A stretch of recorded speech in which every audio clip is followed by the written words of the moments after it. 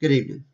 Tonight we are talking about the supply chain and the legal ramifications that Apple has experienced due to foreign suppliers over the years. In about 2011, Apple faced some issues with employee rights in some of their countries where they do business and have factories set up for them.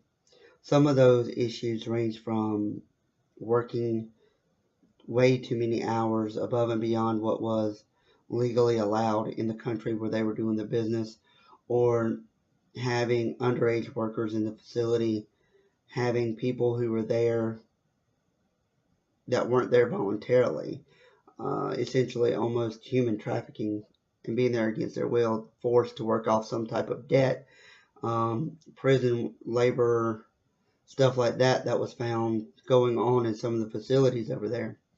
So as a result, Apple sat down and came up with a code of conduct that their suppliers have to engage in if they want to continue to do business with the company. So this list of code of conduct has changed over the years. And, a couple of the big changes that have come over is one of the big ones was the prevention of involuntary labor and human trafficking. Basically, Apple's stance on that is that suppliers have to ensure that all work is voluntary, that nobody is there against their will. There's no prison labor, there's no indentured people working there. Involuntary labor includes transportation, harboring, and recruitment, transfer, receipt, or employment of persons by means of threat, force, coercion, abduction, fraud, or payments to any person having control of over another person for the purpose of exploitation. Dealing with this was a big problem for Apple because of a couple of the countries where they did find this was going on, a couple of factories that they found that this was going on, they had to step in and take immediate action because there was such a public outcry of what was going on that they had to take action. They had to do something so that the public would regain trust with the company. Now, a lot of this did not come to light until the new CEO took over after Steve Jobs died.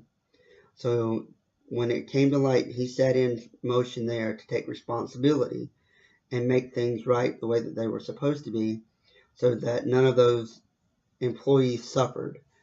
And he has set forth some very strict guidelines that suppliers have to follow if they expect to continue a working relationship with Apple. Anybody that is found in violation of that could be subject to be closed down. They have a certain date that they have to get their violations fixed by, or Apple will cease working with them. And a lot of those suppliers don't want that because that's where they get their money. Secondly, one of the other biggest changes that was done is working hours. Suppliers have to maintain working hours of no more than 60 hours, which includes overtime. If you are employing workers for Apple, they cannot work no more than 60 hours. 60 hours is the most that anybody would want to work so that they can have some type of family life, so that they can see their family and not miss out on those important events that are happening around them. The only time that can be overridden is if there's something type going on like an emergency or an unusual circumstance, which that's the only time that policy can be overridden. In some areas, work weeks are not allowed to go over 48 hours. And that just depends on the laws in your particular area. So even though your laws in your area may not have strict laws of how many hours people have to work and how many hours you have to hold somebody there, you have to go by the guidelines that are set by Apple, which dictates that nobody can work more than 60 hours, and employees have to have a day off every 7 days in order to continue a working relationship with Apple. Violations of these, you get 30 days to get the issues addressed so that they don't happen. You get re-inspected.